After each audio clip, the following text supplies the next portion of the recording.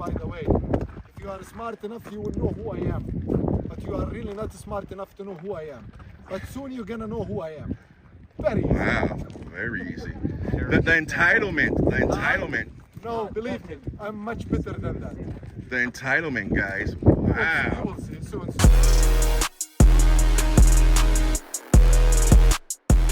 Okay, so the Supreme Court has made a partial decision in a Texas v. Biden situation. The Supreme Court has sided with Biden when it comes to razor wire, when it comes to these barriers that Texas has set with the Texas National Guard down there, guarding the border, protecting Texas from cartel drugs and all kinds of stuff like that. The Supreme Court has sided with Biden and his demands for Texas officials and officers to get out of the way and let Biden remove the barriers and keep the border wide open.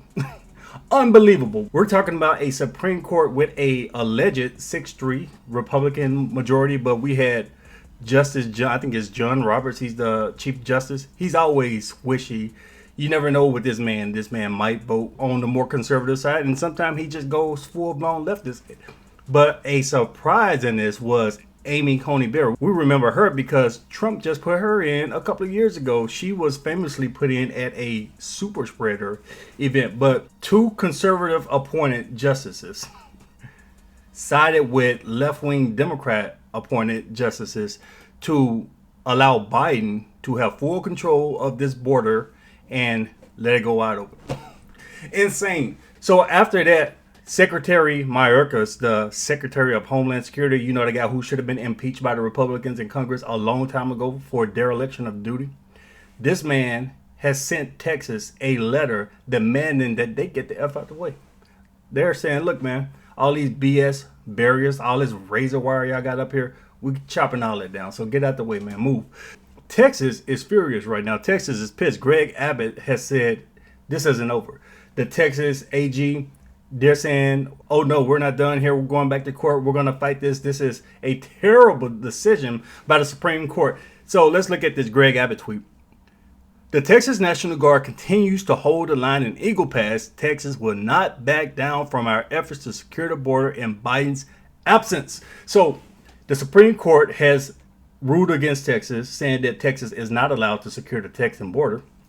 And Texas said, the hell with that. We're going to secure our border regardless. We don't care what Biden, Mayorkas, we don't care what they say. And if the Supreme Court is going to go off the deep end, we don't care what y'all say either. Because this federal authority is getting out of hand and we're going to exercise state power and protect our own state. And they're right about that because states over time since the founding of the country, the federal government used to be small and mostly relegated to foreign affairs. But states have gotten weaker and weaker and weaker. And this move right here, this decision by the Supreme Court has weakened the states even more. It's crazy, man. So there are many calls out now for Greg Abbott, for Texas to hold the fort, to stand their ground, to not give in to the Supreme Court, to not give in to Biden because it's utterly ridiculous. Anybody with common sense knows that it's a bad idea to have the border wide open. We just saw this guy at the beginning. Apparently, this guy is a terrorist. This guy has been in prison for 12 years for all types of vile acts. So he said, you guys are dumb and all that at the beginning because Border Patrol just let him in. He said, I'm an illegal immigrant. Border Patrol said, okay, you can apply for asylum and come on in. And if this guy is a terrorist, you think he came alone? But anyway, let's look at this CNN article. We're going to look at a couple of paragraphs about what the hell happened in the Supreme Court, man. These guys are insane. It's getting crazy. And tensions are just being flamed up. This decision by the Supreme Court did nothing but stir the pot. This is not over, Texas said, at the Supreme Court lets Biden administration remove razor wire at the U.S.-Mexico border. Razor wire is still up along a contested section of the U.S.-Mexico border a day after the U.S. Supreme Court voted to let federal Border Patrol agents remove the barrier installed there as part of Texas's Republican Governor Security Initiative, while the state's legal challenge to the wire continues to play out. So they are still in court. The whole thing isn't over yet. The whole battle over who has the authority to secure the border, who has the authority to protect the state of Texas. Does Texas have authority to protect itself, or does it have to rely on the federal government solely to protect it? And what happens when there's a disagreement on the level of protection when Biden and his people argue that they're doing a good job and Texas says you're not. Does Texas still have to sit there and take it when the border's wide open? So that whole thing is still playing out. But right now the ruling is about the razor wire, these barriers that Texas put up. And the ruling is they got to move them. A CNN team in Eagle Pass, Texas, recently the epicenter of the migrant crisis and near where 3 migrants drowned this month, spotted the razor wire Tuesday morning. Yeah, because Texas said we're not taking this down and we're not going to let y'all in to take it down either. So they completely defied the court. The High Court ruled 5-4 on Monday in a victory for President Joe Biden in the ongoing dispute with Texas over whether Border Patrol has the legal authority to cut concertina wire installed by Texas on the banks of the Rio Grande. The day after the ruling, the Department of Homeland Security demanded Texas give it full access to the border by January 26, according to a letter obtained by CNN. We got 2 days.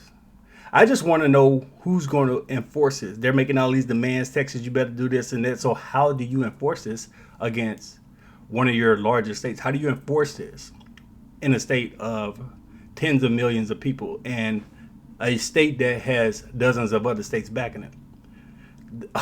Supreme Court, man. Y'all better get y'all act together because it's getting nasty. Texas has said Eagle Pass Shelby Park area is open to the public, but U.S. Customs and Border Protection have been blocked from accessing it, according to the letter. The head of U.S. Customs and Border Protection told CNN Tuesday that the Supreme Court ruling allows us to have access to the border so we can begin to gain access like we did before. So you can follow Biden's policies of catch and release. So you can just say anybody, terrorist, cartel, sex traffickers, anybody. Hey, come on up to the border, claim you're an asylum seeker, and come on into the country, because it looks like the Democrats, Biden, them are trying to gut the soul of the United States. You letting in terrorists, you letting in drug dealers and all this type of crap under the guise of asylum just because you want some blue voters? This is how empires fall. This is how long-standing, powerful countries fall off. They die from within, from dumbass decisions from leaders who have been complacent because you've been in a position of prosperity for way too long. There's currently no timetable on removing the wire, acting CBP Commissioner Troy Miller said. Now federal customs and border protection agents stand ready to swiftly cut through the fencing in response to any life-saving or critical operational matters, a law enforcement source told CNN. So they were trying to blame Texas for the death. Those migrants died in Mexico, on the Mexico side of the Rio Grande. They drowned in the river, and Border Patrol and Biden said, well, it's Texas's National Guard fault because they didn't let Border Patrol over there to save them. And Texas said, look, these people were dead before Border Patrol even arrived. But here's a question. What about the adult who took those kids into the river? Is there any culpability? Because unfortunately, she and those children lost her life, but that's dangerous as hell. Why the hell were they in there? Shouldn't have jumped in that river to begin with. Terrible decision, but they're trying to sit here and blame the National Guard for the deaths of these people. It's completely ludicrous. Actually, the CBP reserves the right to cut through razor wire along the border despite the ongoing dispute. The source said this goes far beyond reserving the right.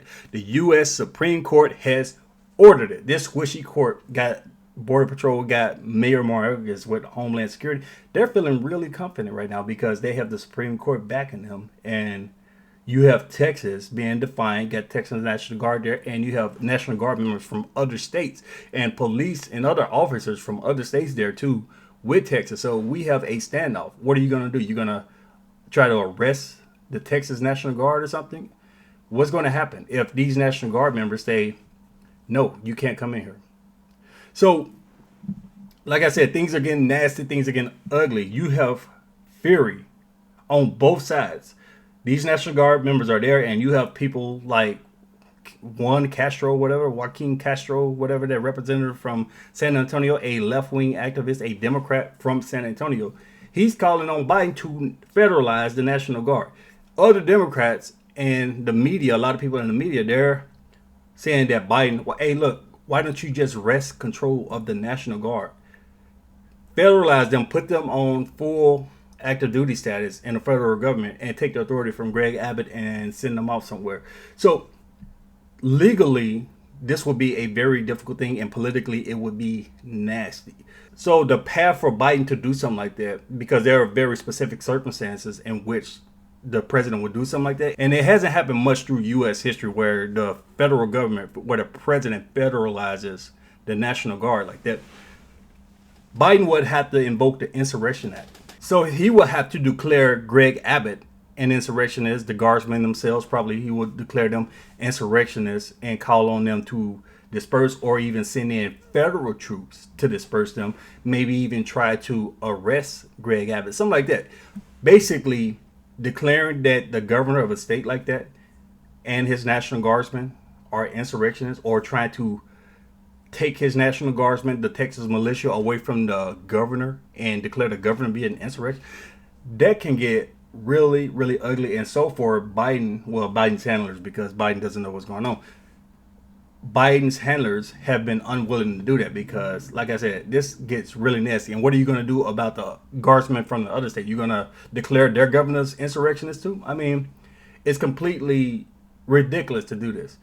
And the Texit movement, I mentioned that in the last video about this subject, the Texit movement is getting louder. You have furious cries all over social media. You got people calling for secession because people are feeling like, well, we have these hardline left-wing Democrats who have completely different worldviews than us. So we're down here in Texas. We have a certain way of life. These people in California, New York, Illinois, they have a completely different outlook. So why should we sit here and let our state be ruled by somebody like that? Or DC, so far away, thousands of miles away from Texas. They have no idea what life is like in Texas. They have no idea what's going on in these small border towns. They don't know what it's like to live among cartels or drugs and have terrorists just pouring in miles away from you across the border. People coming in, you have no idea.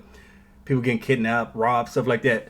So they're asking, why should Texas remain under the jurisdiction of Washington, D.C. when Washington, D.C. is only doing things to hurt Texas? So this movement is growing, and they're pretty confident that they can sustain themselves, and other states will join them if it came down to it. But I don't know. I don't know if that's going to happen. They've been talking about it for a couple of decades now. But like I said, the country is more divided than ever. Marjorie Taylor Greene a couple of times, including when Trump was indicted, called for national divorce. You've been hearing this term, national divorce, peaceful divorce. I think there have been civil wars over less than this. When the federal government tries to completely put their foot on the necks of a certain jurisdiction, when the federal government decides they know what's best for these people and these people aren't allowed to decide for themselves, civil war started for stuff like this. So we have a standoff here. All of this over illegal immigration, over some serious disputes on what to do, how to deal with illegal immigration, and I think it's unfixable. These factions have two completely different worldviews. They're not going to agree. There are irreparable differences, so we're going to see how the Supreme Court decides on this whole thing, but I think the Supreme Court dropped the ball massively because, damn. So Texas is not going to let these Democrats destroy their state.